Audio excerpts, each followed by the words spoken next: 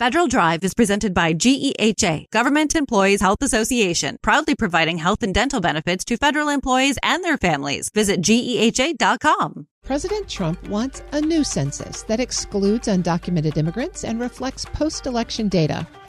But experts say such a change would require congressional approval and disrupt years of planning for the 2030 count.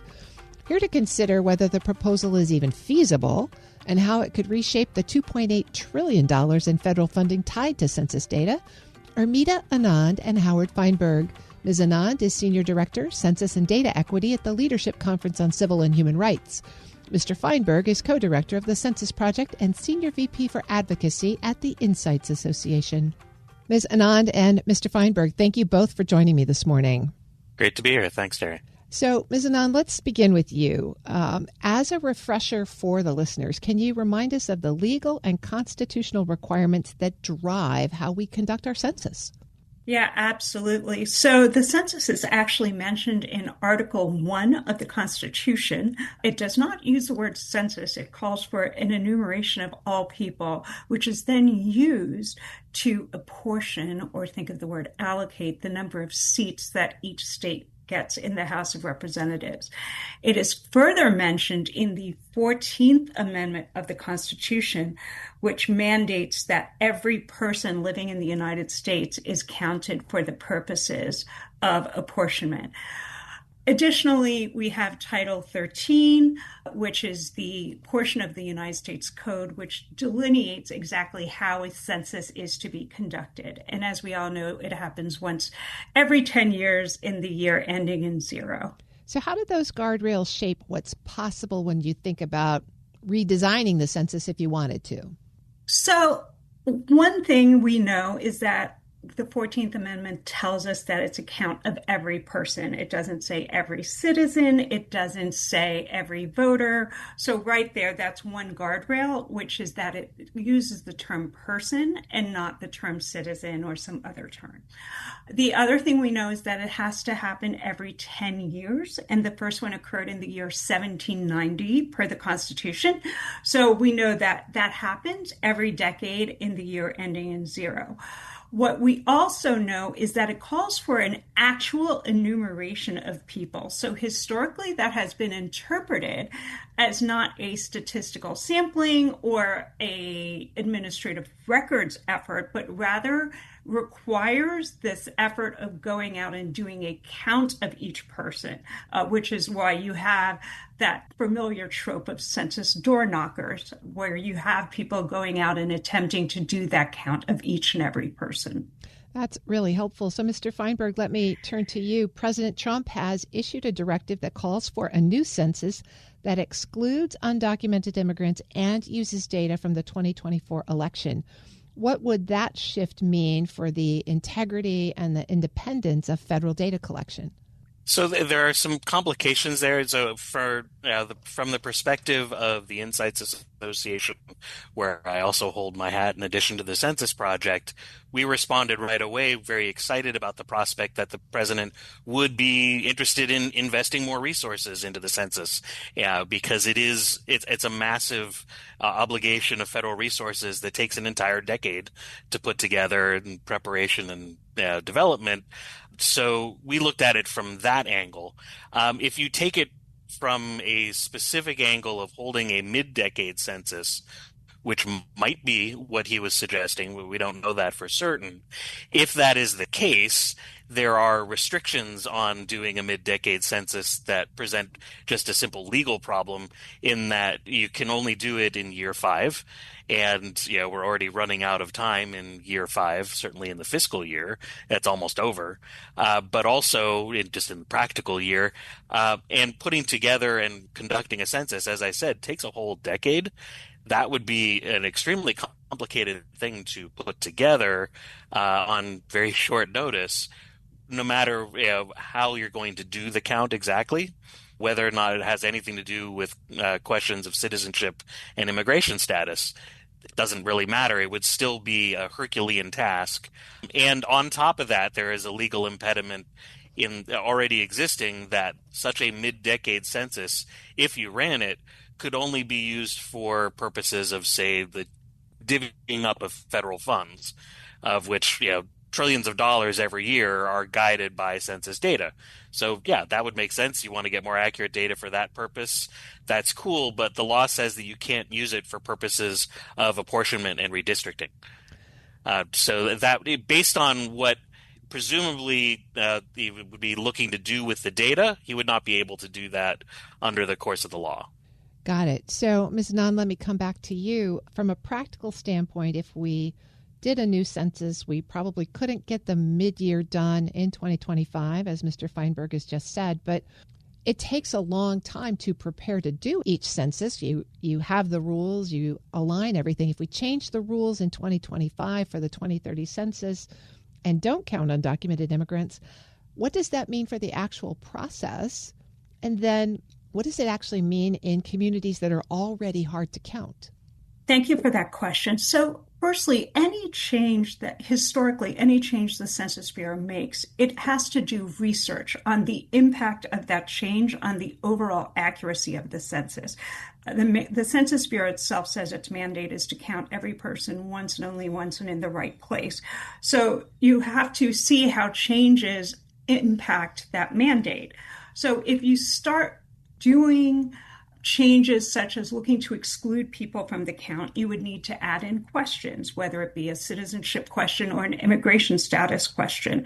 And that could have the chilling effect. And in fact, we have research that shows that this then has a chilling effect on immigrant communities, regardless of their status, undocumented, long-term permanent resident, children of immigrants. So right there, you start seeing this pressure on response rates, that they start to decline with the addition of such questions.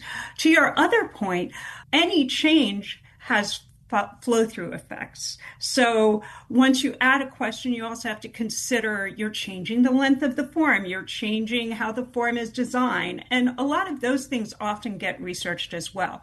So there are many steps involved in this, and as you said, and as Howard said, planning takes a long time. The planning for the 2030 census started in 2019. So to a lay person, 2025 may seem like a lot of time, but in 2026, the Census Bureau is ostensibly conducting field tests, and we also have to prepare for those tests now, which allow for the implementation of new technologies in 2030. So there is a deliberately deliberate process to get everything in place in time. I'm speaking with Meeta Anand. She's Senior Director, Census and Data Equity at the Leadership Conference on Civil and Human Rights, and Howard Feinberg, who's the co-director of the Census Project and Senior VP for Advocacy at the Insights Association. So, Mr. Feinberg, let me come back to you. Assuming that it was possible to change the questions for the 2030 census, what are the risks of discontinuity in the data at this point? If you have not had a question in all along and now you have a new question about citizenship or immigration status, what does that imply, or what impact might that have on long-term data trends and compatibility? There will be issues, and such things can be worked out, methodologically and on the back end. It certainly changes up depending on the accuracy of what you're collecting in the census itself. I think Meeta touched on that quite directly. And I think that's where you would be most concerned in terms of the comparability of the output from the census. We don't have a specific position one way or another on asking about citizenship or immigration status at the Census Project or at the Insights Association. But there are, obviously, like you've pointed out, there are some concerns about what you're going to get in terms of usefulness of data across time. And being able to make those comparisons, yes. Very important, and certainly if you're going to go talk to a statistician, they're going to be very focused on that issue specifically. I think there were a couple of things I wanted to circle back, if we could, on when we were talking about setting up the new census. It's not just where we are in the planning stages. And the interesting thing that the president raised in his Truth Social post was the concept that there were ways to improve the census overall with new kinds of data, new kinds of collection, while not knowing what it is exactly that he would have in mind. that is an exciting prospect that the administration would want to be involved in improving the overall count. And it's certainly something to be encouraged. And yes, we are at we're already at a stage where we're rolling out field tests in 2026. This is kind of the last stop where you can do any kind of innovation, because once you hit into the 2026 census test, you're already ramping up really fast from there. So this would be a great time for the administration to engage with the Census Bureau, with the Commerce Department overall, and with stakeholders, and to talk about what would be involved in improving the census. What kind of things would they like to see and improve? Because now is really the last chance to get in something really meaty.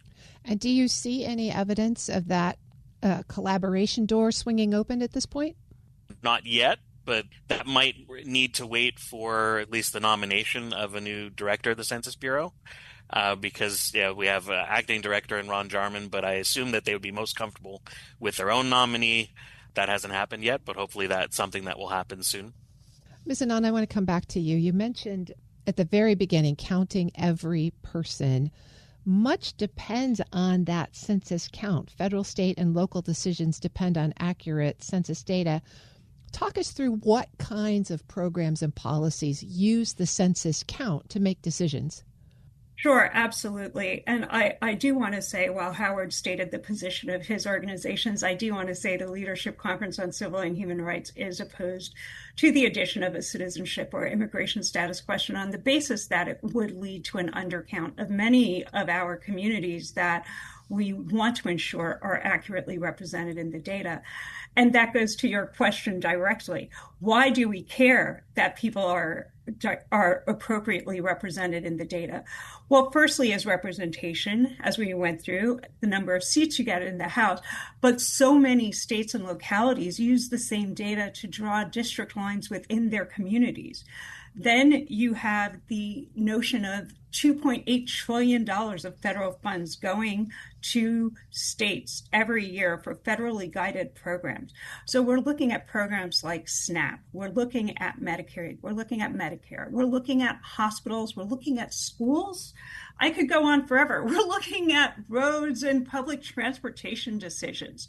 So understanding how many people are in a community and who they are is really important to making these types of decisions about the programs and services they could get.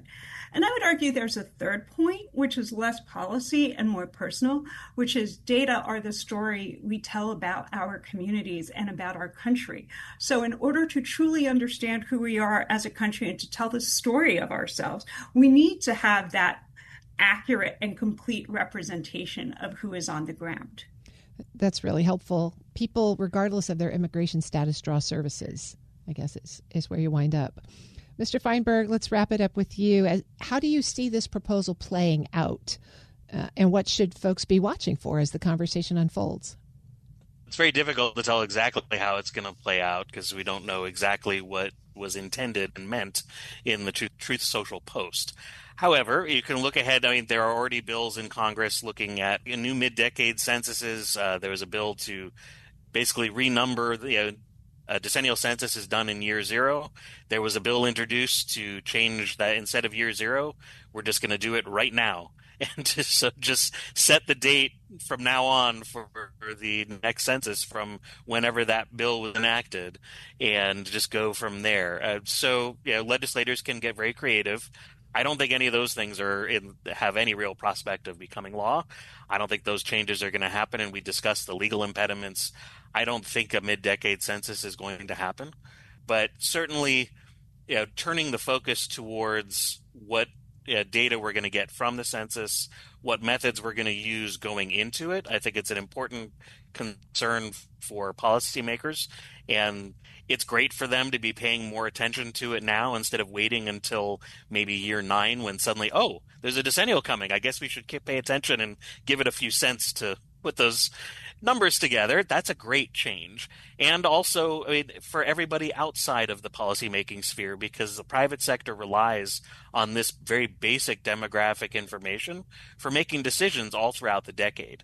And certainly for my industry, the Insights Association, the market research and analytics industry, we rely on the most accurate census data to be able to put together statistically representative samples for any survey in the country. And that includes every other survey that the federal government does. It all comes back to the decennial. So the more we can do to make it as accurate as possible, the better we're going to have on research across every other avenue. I've been speaking with Meeta Anand. She's a Senior Director, Census and Data Equity at the Leadership Conference on Civil and Human Rights, and Howard Feinberg, who's the co-director of the Census Project and Senior VP for Advocacy at the Insights Association. This has been a fascinating conversation. Thank you both so much for joining me. Thanks for having us. Thanks for having us. We'll post this interview at federalnewsnetwork.com/Federal Drive. Subscribe to the Federal Drive wherever you get your podcasts.